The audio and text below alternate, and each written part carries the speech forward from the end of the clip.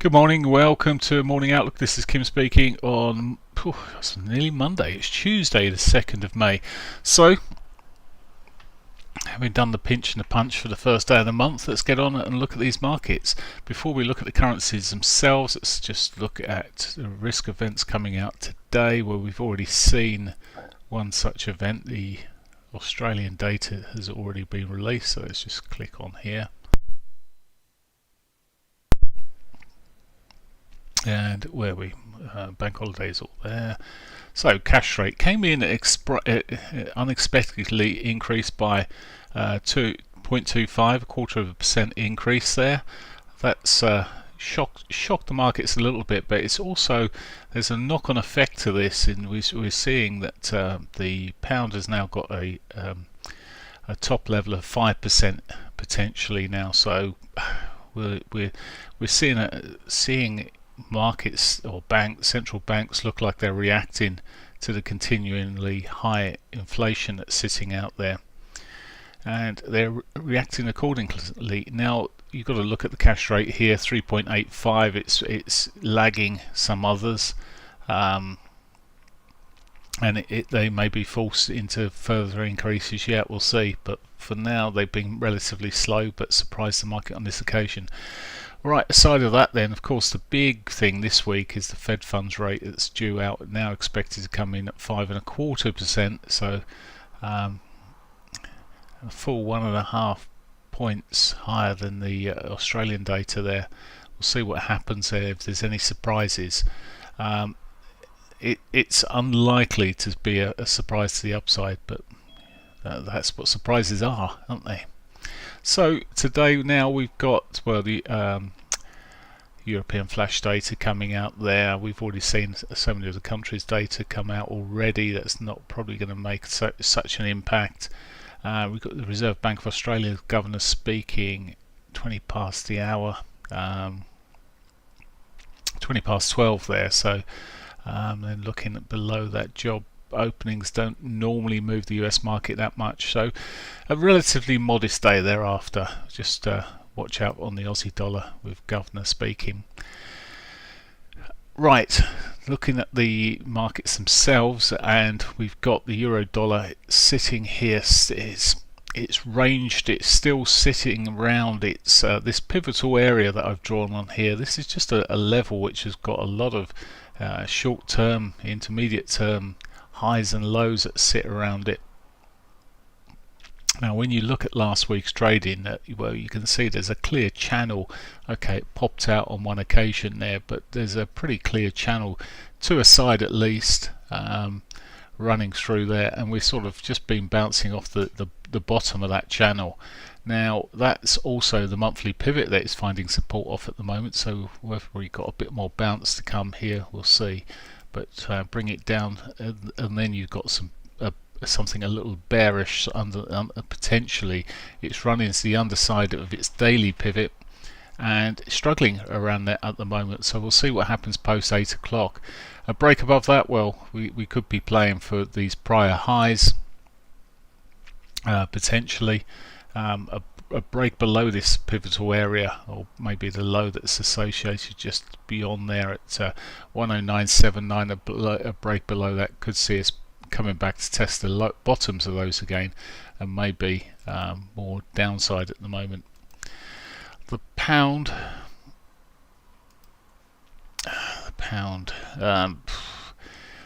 it looks all right on this time frame. It's been relatively bullish, but it had quite a sell-off yesterday. Again, it's consolidating. It's got a bit of a rising channel going on here, roundabouts on the 4-hourly picture there on the weeklies. In fact, let's just go back so I'm not missing anything. I was about to mention it has come to the underside of its weekly pivot there. Looking here, a breakdown of the lows there of 124.84 would see me looking at it, maybe expecting it to come to the bottom of this channel, this shorter term channel from the end of last week there, and the S1. Again, it's air kissed the daily pivot there. Maybe on some feed sources it may have caught that level. we'll see what it does, how it breaks this morning. But there's some potential there. Not really wanting to sell against this market, and it might be just a modest move on the pound, even to its S1. We'll look at what lays beneath later. Dollar yen, well, the yen's been softening, I can tell you that for nothing. There we go. So as of Friday, we saw it weakening again. It's broken out of this little flaggy sort of pattern that was sort of sitting there on the dailies. Weird old picture, but it certainly pushed up and continued through yesterday. Now, of course, the volume's very light yesterday. A big part of the market missing. If I was playing the US dollar long side, I would be waiting for a retrace back to its daily pivot there. Otherwise I'll steer clear. The Aussie's not playable for us today. The surprise here has become, and the Aussie pairs, of course, has become a bit awkward. So Aussie pairs not in play for me. I mean, now we could see a further shove after the governor's speaking, or around when the governor's speaking, but it's moved so far. The probability of the day is not so good. Dollar CAD had started its route back on the dailies there after putting that key reversal bar in. It's not really done too much beyond it. It did break the lows of it. Now, when you come down to the 4 hourly, it looks a bit more like it will have some divergence. It's broken the divergence level. We've sort of got a structural change going through here at the moment, and it looks like, yeah, it's just pitched. It's given us a lower high here as well. So there is some potential, but you really need to come down there a little bit more and just see if it breaks these lows. Well, it could be on for a bit more downside there. Just looking to where there's plenty of levels on the higher time frames here. You just see how this is quite a pivotal level where I've got my cursor at the moment right the way across the chart. It's got prior highs running into the level here. Broke through at that point, didn't really do too much, and then it was prior lows there. So you spot these areas now and again, and they should be, of course, popped on there so we don't miss them, because it is a pretty key area there on the Canadian, around about that level. Might have pitched it a little bit lower than it is. It should be just a little bit higher if I can move it a little bit higher. I think around about that sort of point. Anyway, so there we go. That's the line in the sand on the Canadian dollar. If it can break down through that, well, I've become more bearish on it again. It was obviously right. I say obviously, but it had been riding down pretty well. But we've seen this retracement of late. Okay, just look at some of my usual suspects, and the euro yen. Well, the yen softening has seen the euro yen just charging ahead. One thing I would say, it is slowing down, but it's slowed down through a day that there wasn't a lot of volume kicking around. So we'll see how it pitches today. Already into its R1 today. Untouched daily pivot below might see a draw through it, but you say just slowing up at the moment. Okay, no point looking at Euro Aussie, Euro CAD. We'll have a look at this now. This is a little bit more advanced than the dollar CAD. We're seeing the breakdown here. Yesterday it went to the underside of its weekly, and we could yet see another step down as we run through today. It's pretty clear here from last week it started that we could. Lovely move that came into yesterday afternoon there. Anyway. Into the 50 MA as well. Goodness, it's already done it into its daily at the moment. If it starts breaking down below these lows here at 148.62, that looks like a short to me. On that note, I shall leave it there, and let's have a quick flick through some other markets here. Morning, Jens. Hopefully you've got the links I sent you.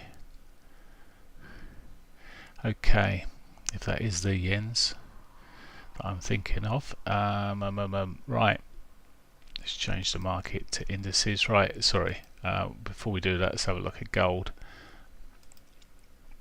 Bigger picture, still chopping along here. Nothing for me to be done in this. I mean, short term you might get a few rangy trades, but realistically it's yep, if you're a day trader spotting on it, there may be something.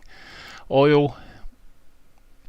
So oil, we started seeing the bounce late last week, and yesterday saw it selling off again. A break of the lows there really just suggests continuation for me, and maybe the S1 or beyond even.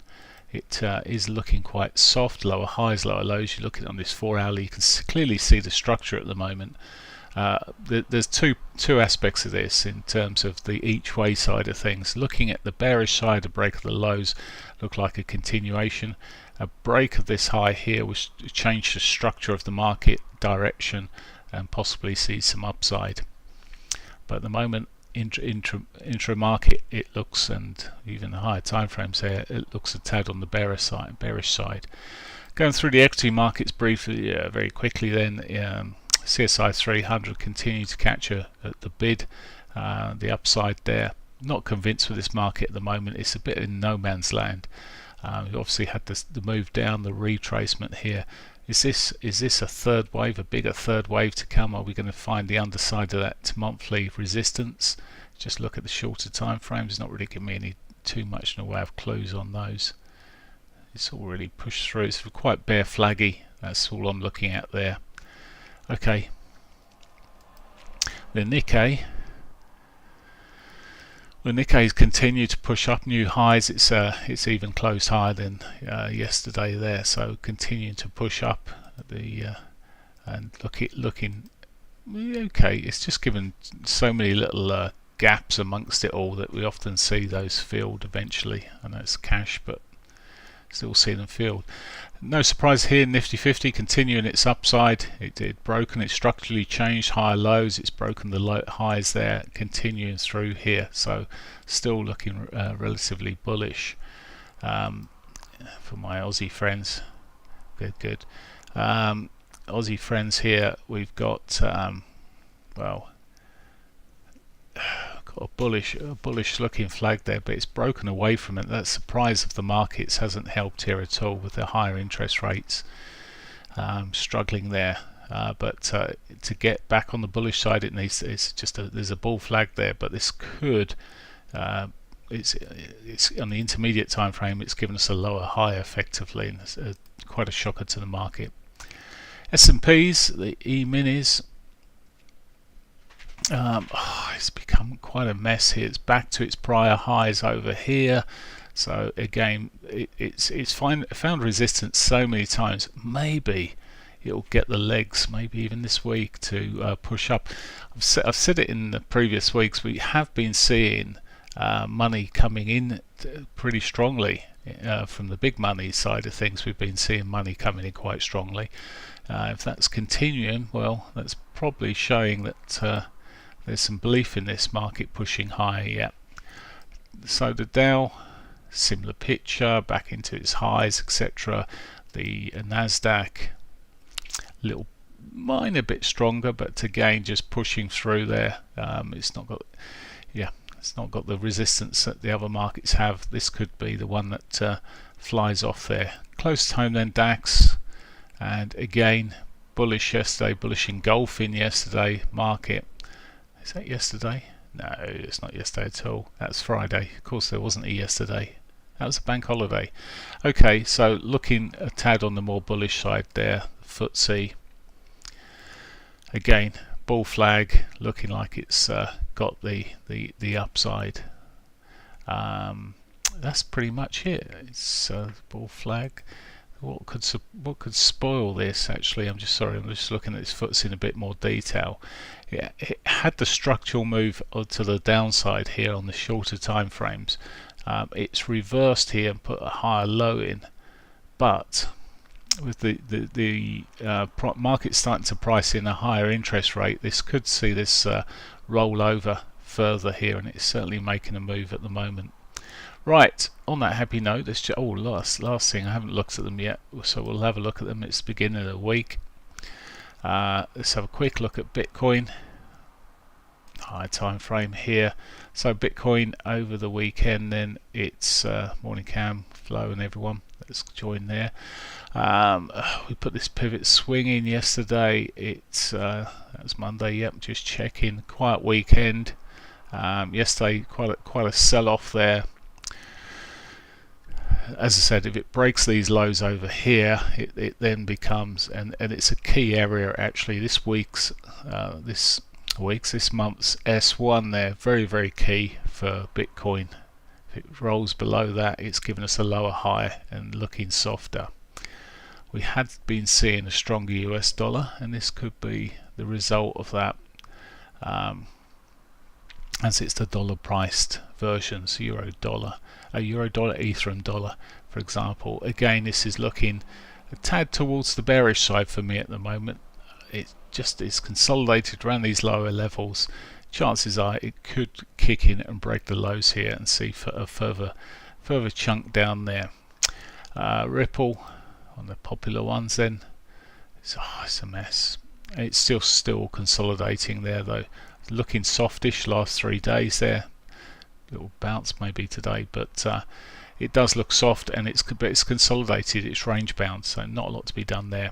Right, on that note, I wish you a great day's trading, and I will catch you in the morrow. That's tomorrow for some of you. Right, catch you then. Have a great day's trading, and I'll speak to you later. Right, that's that jobbed. Right, let's turn that other